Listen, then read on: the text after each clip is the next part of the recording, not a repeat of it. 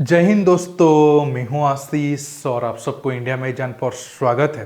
दोस्तों, नॉर्मली लोगों का ये थिंकिंग है, जिस देश के पास ज़्यादा नंबर पर हथियार और आर्मी है उस देश मिलिट्री लेवल पर उतना स्ट्रांग है और वो पूरी दुनिया पर राज करेगा। दोस्तों, ये 100% सच नहीं है। मिलिट्री पावर ज़्यादा नंबर पर होने के साथ साथ उस देश को दूसरे देशों में जाकर मिलिट्री बेस बनाने की ज़रूरत है ताकि उसका पूरा इन्फ्लुएंस दुनिया पर रहे। इस लिस्ट में दोस्तों अमेरिका, रसिया और यूरोप में जर्मनी, फ्रांस, इंग्लैंड और बाकी देश अपने ज़रूरतों के हिसाब से दूसरे देशों में जाकर मिलिट्री बेस बनाए हैं और पूरी दुनिया पर ये सब देशों का इन्फ्लुएंस बाकी देशों के मुकाबले काफ़ी ज़्यादा है। अब चीन इकोनॉमिक सुपर पावर बनने के बाद वो भी दूसरे देशों में जाकर अपना मिलिट्री बेस बना रहा है और आगे भी और कुछ देशों में वो जल्द बनाएगा। दोस्तों, भारत भी इस लिस्ट में पीछे नहीं है। भारत का भी दूसरे देशों में एयरबेस है और आगे आने वाले टाइम में और बाकी देशों के साथ भारत का डील होगा और मिलिट्री एयरबेस से लेकर नावल बेस बनेगा ताकि भारत के दुश्मनों को मुंहतोड़ जवाब मिल सके। दोस्तों, आज मैं एक ऐसा देश की बात करने वाला हूँ जिस देश में भारत की दो एयरबेस है। जी हाँ, वो देश है ताजिकिस्तान। फरकोर और अयानी में भारत का 2 एयरबेस है। काफ़ी सारे दोस्त कन्फ्यूजन में रहते हैं कि ये 2 एयरबेस एक ही है। ये एक नहीं है, ये 2 अलग अलग एयरबेस है। आज मैं आपको बताऊंगा भारत को ताजिकिस्तान में दो एयरबेस बनाने की ज़रूरत क्यों पड़ी और ये एयरबेस होने से भारत को उस रीजन में कितना फ़ायदा होगा। चीन और पाकिस्तान को ये 2 एयरबेस से कितना नुकसान होगा। खासकर पाकिस्तान ये 2 एयरबेस से क्यों ज़्यादा डरता है। अब अफगानिस्तान में तालिबान आने के बाद ये 2 एयरबेस का रोल क्यों बढ़ गया है। दोस्तों, ये सारे सवालों पर मैं आपको डिटेल्स में बताऊंगा। जानने के लिए आप आखिर तक ये वीडियो को देखते रहिए और ज़्यादा से ज़्यादा लाइक शेयर करना बिल्कुल मत भूलिए। दोस्तों, अब आप ये मैप को अच्छे से देखिए। ये रहा हमारा भारत का मैप और ये रहा ताजिकिस्तान का मैप। आप अच्छे से देख रहे हो, ये है फरकोर एयरबेस और ये है अयानी एयरबेस। अब आप कंफ्यूज मत होइएगा कि ये दोनों एयरबेस सेम ही है। जो फरकोर है वो राजधानी दुशानबे से, ताजिकिस्तान की जो राजधानी दुशानबे है वहाँ से 130 किलोमीटर दूर है और जो अयानी एयरबेस है वो 10 किलोमीटर दूर है, मतलब काफ़ी नज़दीक है ताजिकिस्तान की राजधानी से। अगर हम फरकोर एयरबेस की बात पहले करें तो ये 1996 में रॉ ताजिकिस्तान के साथ बातचीत कर रहा था कि भारत को ये एयरबेस मिल जाए। भारत का तब ये एयरबेस लेने के पीछे सबसे बड़ा मकसद था अफगानिस्तान, क्योंकि अफगानिस्तान में तब जो मुजाहिदीन, जब सोवियत यूनियन चले गए थे तो मुजाहिदीन के बीच में 2 गुट हो गया था। एक तालिबान बन गया था, दूसरा नॉर्दर्न अलायंस बन गया था। नॉर्दर्न अलायंस तब तकरीबन ये वाले एरिया को कब्जा कर रहा था या फिर राज कर रहा था। इसलिए नॉर्दर्न अलायंस के जितने भी लड़ाके आहत हो रहे थे तो उनको हॉस्पिटल तक ले जाने की काम मतलब फरकोर तक ले जाता था और वहाँ पर इंडियन आर्मी का एक हॉस्पिटल था और वहाँ पर उनका इलाज वगैरह होता था और उन्हें कई सारे मदद फरकोर एयरबेस से मिलता था। अब दोस्तों, बड़ा सवाल ये होगा आपका, अब फरकोर एयरबेस में हमारा कौन सा प्लेन तैनात है या फिर क्या क्या हथियार तैनात है। देखिए, इसके ऊपर तो कोई खुलकर नहीं बताया गया है वहाँ पर कौन सा हमारा सिस्टम है, लेकिन कुछ मीडिया रिपोर्ट के हिसाब से देखें तो MI-17 के कुछ हेलीकॉप्टर है और 2010-12 के करीब इंडियन एयरफोर्स का प्लान था वहाँ पर MiG-29 का एक स्क्वाड्रन को तैनात करने की। हालांकि अब तो कोई कंफर्म रिपोर्ट नहीं है। अब मैं आपको 3D मैप के जरिए फरकोर एयरबेस दिखाता हूँ, फिर आगे अयानी एयरबेस पर भी बात करूंगा और फिर जानेंगे पाकिस्तान, अफगानिस्तान और चीन को ये 2 एयरबेस से क्या प्रॉब्लम आगे है या फिर वो लोग क्यों डरते हैं। दोस्तों, अब आप देखिए, ये रहा फरकोर एयरबेस। अब मैं आपको थोड़ा जूम करके दिखाता हूँ। ये रहा एयरबेस का मेन बिल्डिंग या फिर मेन ऑफिस कह सकते हो। इसके बाद रनवे बिल्कुल यहाँ से शुरू हो जाता है।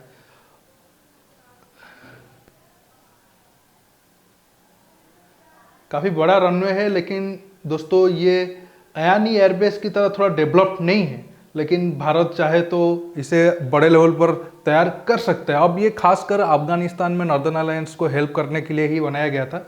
अब जितने भी अफगानिस्तान से लोग आ रहे थे C-17 के जरिए, वो फरकोर होते हुए ही कई सारे C-17 इंडिया आए हैं। इसका इम्पोर्टेंस काफ़ी ज़्यादा है और आगे तालिबान को लेकर इसका इम्पोर्टेंस और भी ज़्यादा बढ़ सकता है, वो मैं आपको आगे बताऊँगा। अब मैं अयानी एयरबेस की तरफ आता हूँ।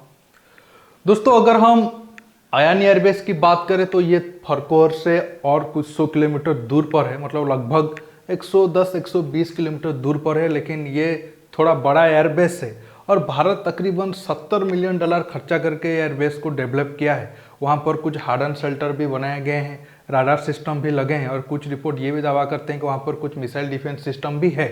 अगर हम हथियार की बात करें तो सुखोई 30 MKI का कुछ नंबर वहाँ पर तैनात है, साथ में कुछ रशियन अर्जिन के फाइटर जेट भी है, मतलब रसिया के फाइटर जेट भी वहाँ पर है।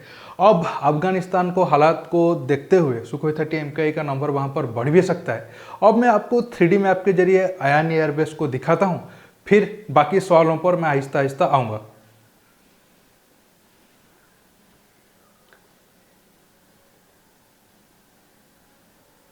दोस्तों ये अब आपके सामने अयानी एयरबेस है।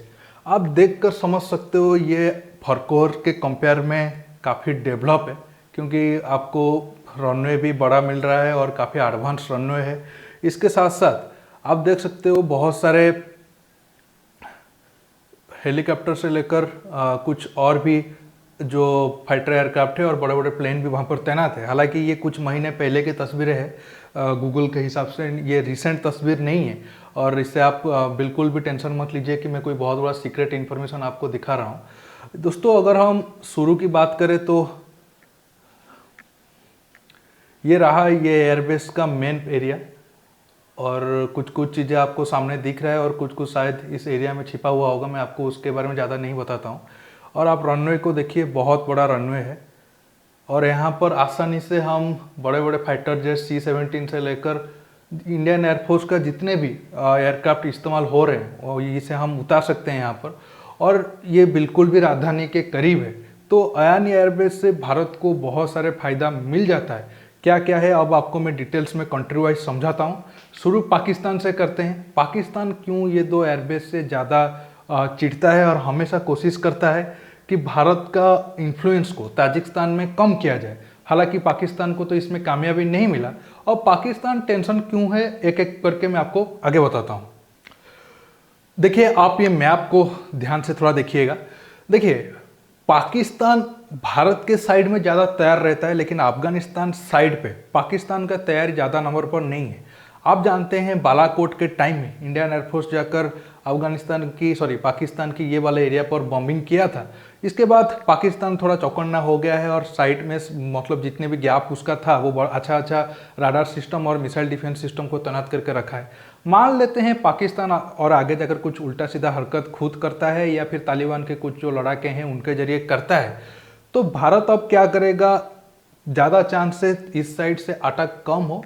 हम अयानी से हमारा प्लेन आएंगे और पाकिस्तान के इस साइड पे हमला करके वापस चले जाएंगे। अगर हम डिस्टेंस की बात करें तो अयानी से जो उनका इस्लामाबाद है वो तकरीबन 1000 किलोमीटर है, या फिर उनका पेशावर है वो और कम हो जाएगा और 100-200 किलोमीटर डिस्टेंस कम हो जाएगा। अगर हम MiG-29 की बात करें तो MiG-29 का रेंज भी 2000 किलोमीटर 1500 किलोमीटर है without extra tank fuel tank. अगर फ्यूल टैंक लग जाता है तो 2000 किलोमीटर है। सुखोई 30 MKI तो बिना फ्यूल टैंक के मदद से ही बमबारी करके वापस जा सकता है, और इस साइड पे पाकिस्तान का कोई मिसाइल डिफेंस सिस्टम नहीं है तो उनके लिए पकड़ पाना भी मुश्किल होगा। मतलब ये एक पाकिस्तान के लिए बड़ा सरप्राइज है। इसके साथ साथ आप सब जानते हैं सिपेक इस एरिया पे जाता है। अगर आगे जाकर कभी बड़ा जंग हुआ तो भारत मतलब इंडियन एयरफोर्स की ताकत ताजिकिस्तान में बढ़ाकर इस वाले एरिया पर अपना इन्फ्लुएंस को बढ़ा सकता है, या फिर प्रेशर डाल सकता है पाकिस्तान या चीन के ऊपर, या फिर ज़रूरत हुई तो बमबारी करके ये रास्ते को भी उड़ा सकता है। इसके साथ अफगानिस्तान में डिस्कस करेंगे। दोस्तों इस सारे वजह से पाकिस्तान हमेशा कभी भी खुश नहीं है ताजिकिस्तान में भारत को दो एयरबेस क्यों मिल गया, और भारत के इन्फ्लुएंस को कम करने की कोशिश करता है, लेकिन ऐसा हो नहीं पाया। अब मैं आता हूँ चीन के ऊपर। देखिए चीन के लिए भी ताजिकिस्तान में इंडियन एयरफोर्स की प्रेजेंस कोई बड़ी खुशी की बात नहीं है। हालांकि चीन को तो कोई बहुत ज़्यादा नुकसान नहीं है, क्योंकि चीन के जितने भी आबादी है वो थोड़ा दूर है। हालांकि कुछ सिंजियांग में कुछ मिलिट्री बेस वगैरह है। अगर हम सुखोई 30 MKI को एक्स्ट्रा टैंक दे दे और एयर रिफ्यूलिंग कर सकते हैं तो बढ़ जाता है सुखोई 30 MKI की रेंज, और हम कोई सरप्राइज अटैक कर सकते हैं। लेकिन थोड़ा चांस कम है क्योंकि माउंटेन एरिया है तो जोग्राफिकल कंडीशन भी सपोर्ट में नहीं जाएगा। लेकिन हम आसानी से जो सिपेक है या फिर काराकोरम पास है वहाँ पर अटैक करके चीन को नुकसान पहुँचा सकते हैं। इस वजह से अगर हम चाहे तो इस वाले रीजन पे भी अगर चीन के कोई मिलिट्री है तो वहाँ पर भी अटैक कर सकते हैं, क्योंकि अगर एक बार जंग छिड़ गया तो तब रूल तो डिसाइड नहीं होगा कौन कहाँ पर अटैक करेगा। अगर चीन जाकर कुछ ऐसे रीजन में घुसता है जहां हम कमजोर है तो हम भी चीन के कमजोरी वाले एरिया पर जाकर अटैक कर सकते हैं। इस वजह से चीन कभी भी खुश नहीं है कि ताजिकिस्तान में भारत को 2-2 एयरबेस क्यों मिला हुआ है। अगर हम आखिर में अफगानिस्तान की तरफ आए, देखिए अफगानिस्तान की गवर्नमेंट को तो कोई नुकसान नहीं था, मतलब ताजिकिस्तान में हमारा 2-2 एयरबेस था, मतलब जब नॉर्दर्न अलायंस की गवर्नमेंट की बात करूं तो। अब तो तालिबान आ गया है और तालिबान ये दिखाने की कोशिश कर रहा है कि भारत के साथ वो अपना संबंध को सही में रखेगा।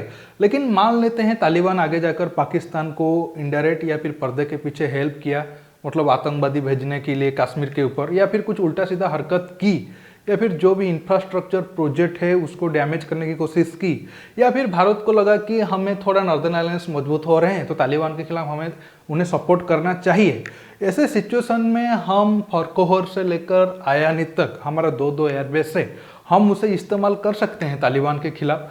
लेकिन देखना होगा भारत सरकार क्या ऐसा बोल्ड स्टेप लेगा या नहीं लेगा। लेकिन मैं इतना कंफर्म के साथ कह सकता हूँ, अगर तालिबान उछलता है ज़्यादा तो भारत जरूर ताजिकिस्तान से ही अपना मिलिट्री प्रेजेंस बढ़ाकर तालिबान का इलाज अफगानिस्तान में कर सकता है। तो अब आप अच्छे से समझ गए होंगे ये 2 एयरबेस कहाँ हैं और वहाँ पर कितना हमारा प्लान है, या फिर ये 2 एयरबेस हमारे पास होने से चीन, पाकिस्तान और अफगानिस्तान में तालिबान को क्या क्या प्रॉब्लम हो सकता है। आपको ये वीडियो कैसा लगा नीचे कमेंट बॉक्स में जरूर कमेंट करके बताइए। दोस्तों ये वीडियो को ज़्यादा से ज़्यादा लाइक शेयर करिए, और लाइक शेयर करने के साथ साथ मेरे चैनल को सब्सक्राइब करिए, और सब्सक्राइब बटन के पास जो बेल आइकन है उसे प्रेस करना बिल्कुल मत भूलिएगा। दोस्तों रुकता हूँ, बहुत जल्द और एक नया टॉपिक के साथ मिलूंगा। नमस्कार, जय हिंद।